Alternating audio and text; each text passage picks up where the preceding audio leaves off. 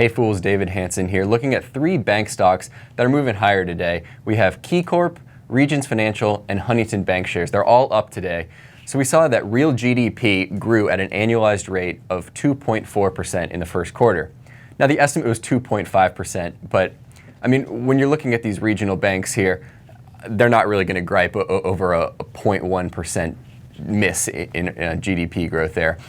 Just the fact that the economy is growing at over 2%, that's good news for these banks.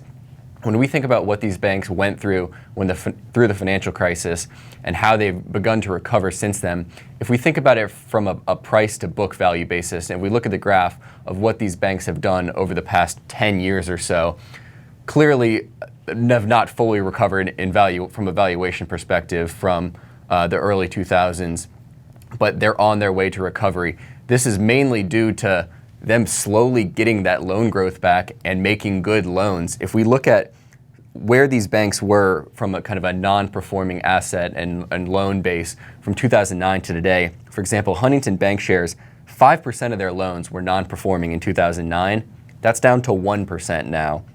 If we look at KeyCorp, almost 4% of their loans in 2009 were non-performing. That's down to 1.3% today. So these aren't flashy banks. They don't do a lot of exciting stuff, but they make loans and they hope that people repay the loans. And that's been the trend that's been moving them forward. So going forward over the next year, next 2 years, these banks will still stand to benefit if the economy grows and demand for credit grows. They're not hugely in the investment banking space, the market space, like a Bank of America, JP Morgan. These are core banks that are kind of going to move along with the economy. And we look back at that valuation chart. I'm not going to necessarily say that valuations were justified in the early 2000s during that huge credit boom there.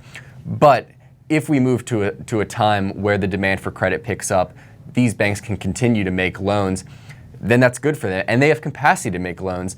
All three of the banks have a loan to deposit ratio. So kind of you think of that excess deposits they have on their balance sheet between 25 and 14%, they have that capital to deploy and make loans. So assume that the economy still chugs along and the demand for loans continues, all three of these banks stand to benefit.